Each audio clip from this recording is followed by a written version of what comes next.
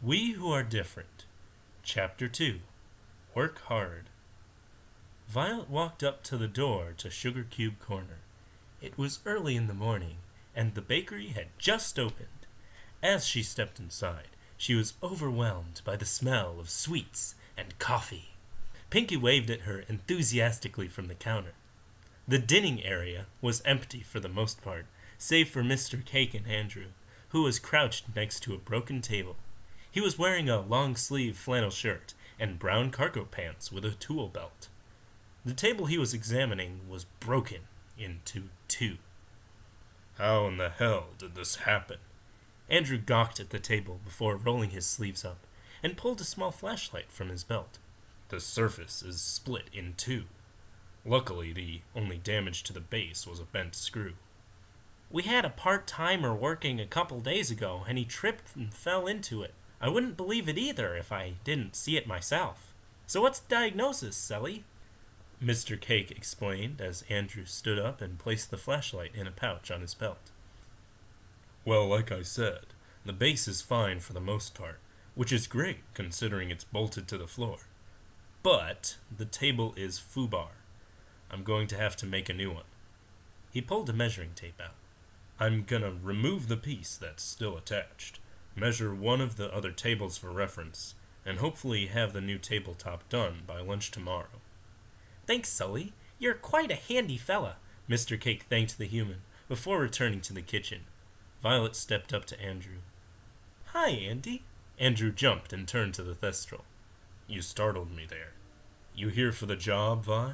Violet nodded, causing Andrew to smile. Great. He reached into his tool belt and pulled out a small notepad and pencil before handing them to Violet. I need you to write down these measurements for me. Andrew walked over to one of the other tables and started measuring it, calling them out for Violet to write down. Afterwards, he grabbed a screwdriver and began removing the broken tabletop. Violet sat off to the side and watched him work. Ponies had begun to enter the bakery for their morning coffee. That's when Violet noticed the looks. While she caught a few uncomfortable glances, most were directed towards the human. He didn't seem to notice them, or he didn't care. With a grunt, Andrew removed the broken slab of wood and motioned for Violet to follow him. He led her to the back door of the building, saying goodbyes to Pinky and the Cakes. Outside the back door sat a purple wagon that had a large wooden box and several bits and pieces of wood, metal, and other parts in it. The side had the words, Sully's Fix-It Wagon, painted in yellow. With another grunt, he tossed the broken table pieces in the wagon. We're going to the Carousel Boutique. Rarity has a busted sewing machine. Then we go to Sweet Apple Acres, 'cause the Apple's wagon has a broken axle. He walked around to the front of the wagon, where a pony would normally hitch themselves. He began to pull the wagon, as Violet took to the air and floated next to him. Today, I'm just going to show you what the job might entail. So at most, I'll have you hold something for me and write measurements. If you still want the job at the end of the day, I'll teach you how to do some of these things tomorrow. They started the trek to the boutique in relative silence, until Violet spoke. So, is it just you? She asked, noting how it was only the two of them. Yep. That may change, depending on your decision at the end of the day. He let out a chuckle. To think, I have a law degree on Earth, but here my passion for tinkering got me a job I enjoy. I think I would have been a terrible lawyer. No, I know I would have been. Then why did you get a law degree? Violet landed and began walking. My father made me do it. You have to make a name for yourself, son, and law school is just the place to get started. They arrived at the boutique while talking. I've had many jobs, from fry cook to mechanic, but the one I hated most was being a lawyer. He shook his head and pointed at the boutique. Have you met Rarity? Violet shook her head. She's great, if a bit uptight. The bell sounded as they entered the boutique. Violet gaped at all the mannequins and the clothing they displayed. You didn't need to be a professional to recognize the impressive craftsmanship of the garments. Jewels, sequins, and ribbons, expertly placed in well-woven clothes and silks. She was taken out of her gaze by a sing-song voice calling from up the stairs. Just a minute. Andrew looked around the crowded room. Must be a big order. The human began walking to the counter and leaned on it. Rarity trotted in with several spools of fabric in tow. These going to Canterlot? Yes, darling, they are. She placed the fabrics next to an unfinished dress before turning her attention to Andrew and Violet, mostly to Violet. Welcome to the Carousel Boutique, where every garment is chic, unique, and magnifique. How can I help you, dear? She spoke with rehearsed words and a genuine smile. I'm Violet. I'm with him. Violet gestured towards Andrew. We're here for the sewing machine. You said it was broken. He raised a brow, and the corner of his mouth rose in a sly smirk. Unless you just said that so you could get me alone with you. Rarity smiled and scoffed. You wish.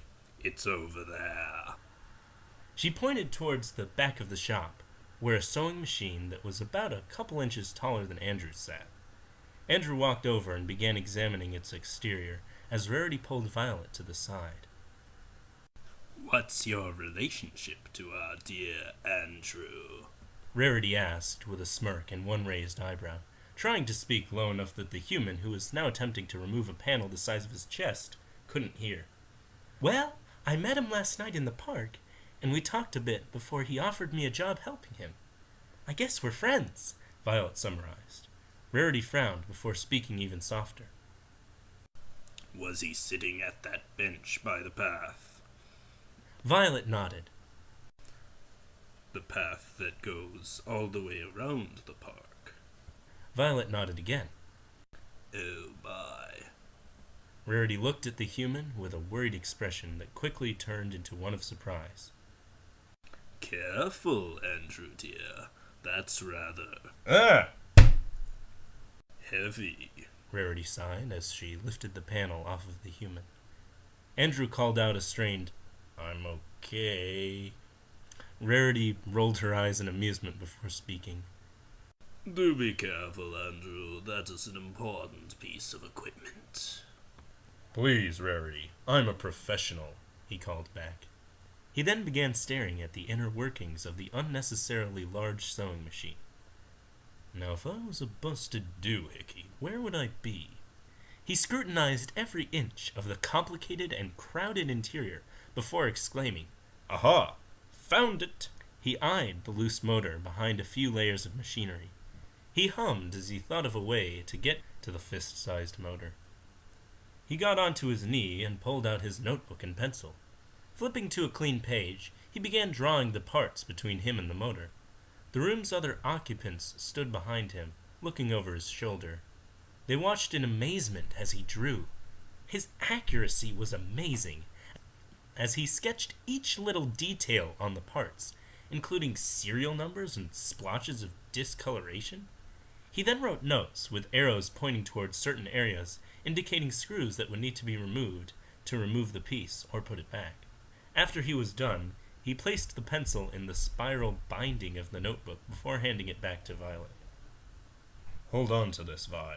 I need it so I won't forget how to put it back together. He then began removing a belt that was in his way. Meanwhile, the fashionista and the thestral gardener gawked at the drawing. The detail in this is amazing, Violet spoke quietly, as Rarity did her best to recompose herself. I knew he has a talent for the arts, but he still baffles me sometimes. Rarity then sighed heavily. I wish the drafts for my dresses were this amazing. The notebook was pulled from Violet's grasp, as Andrew had finished putting the motor back in place. His eyes shifted from machine to paper multiple times, occasionally pointing a screwdriver at parts in the machine and on the paper. After 10 minutes, the sewing machine was in one piece and functioning. Rarity floated a bag of bits over to Andrew, who grabbed them out of the air and started counting them. Rarity, this is too much. I estimated 50 bits. You just gave me 60. Andrew looked up at the fashionista, who waved him off. Call it a tip, darling. Now, if you'll excuse me, I have an order to finish. Andrew shrugged as he opened the door with a bow directed to Violet. Ladies first. Violet giggled as she left. Andrew went to follow her before Rarity called out his name. Remember that we are here for you, all right? She told him with concern written on her face. Andrew only smiled before responding, Of course. and with that, he left. He started pulling the wagon towards Sweet Apple Acres with Violet walking next to him. It would take them a while to get to the farm, so he struck up conversation. You can ride on the wagon if you want. He spoke with a smirk. I don't want to make it any harder for you to pull it, Violet argued, but Andrew only laughed. If I can run full speed from a manticore while pulling this wagon with Applejack Rarity and 3 troublemaking fillies in it, I can pull it with a +1 at a leisurely pace to the farm. So with that argument, Violet sat herself on the wagon, facing the human's back. After a moment of silence, Andrew spoke. Where are you from? The Crescent Mountains originally, but I lived with my parents in Canterlot since Princess Luna's return. Violet answered as she watched the scenery go by. They had left the actual town Ponyville and have entered the countryside. She could see the orchard in the distance, but she knew it would take them a little longer to get there. What do your parents do? The human asked as he rearranged his grip on the wagon. They're both lunar guards. They actually wanted me to join them, but they were supportive when I told them I'd rather be a gardener. Cool. You should have heard Dad when I said I didn't like being a lawyer. He straightened his back and lowered his voice. At least get the degree. Try it out. Then tell me if you like it or not. What did you tell him? Violet got comfortable on the large box at the front of the wagon. I conceded and went to law school, got my degree, and spent a year as a lawyer. As I figured, I didn't like it. His gaze shifted to the ground briefly. But I didn't get a chance to tell him that. Shaking his head, he asked another question. You got any siblings? Violet noticed his attempt at changing the subject, but decided not to call him out on it. I have an older brother, but he moved away years ago, and we haven't heard from him since. She never really got to know him, so she wasn't too worried about him. How about you? 2. A younger sister and brother, twins. Their names were Nathan and Sonny. Nathan was more like Dad, a no-nonsense sort of guy. Last I remember, he was getting his law degree, which is good for him because he actually likes the idea of being a lawyer. Andrew began to chuckle. But Sonny was more like Mom and me. She didn't want financial security, she wanted fun and to be happy. She was the first to get married, and she even had a kid. Chuckling, Andrew waved his hand through the air. She became a stunt pilot, had Dad worrying about her for months until she got pregnant. After recovering from his fit of joy, he continued. Named her son after a famous stunt pilot, Arthur Everett Sullivan. Though it was hard to tell from her angle, Violet saw tears running down Andrew's face. I'm sorry, Auntie. He laughed before stopping the wagon and pulling a napkin out of his pants pocket. Don't worry about it.